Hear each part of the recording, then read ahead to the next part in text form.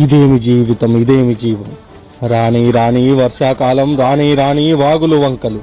పుట్టిన నేలను విడిచిపెట్టక పెంచిన నేలను కాదనలేక, రోగమనే రొచ్చులో మునిగి తేలిన వైద్యం లేక మందులందక, మడత మంచమే ఆపద తీర్చే ఈ బురద జీవనంలో ఒక పూటైనా ఉంటాడా ఏ అధికారైనా?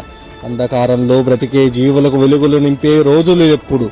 నీటి తాకిడికి కట్టుబట్టతో బజారు పాలు కావాల్సిందేనా?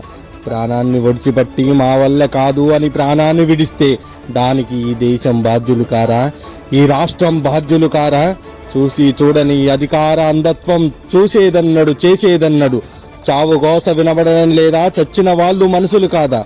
ఇదేమి జీవితం, ఇదేమి జీవం.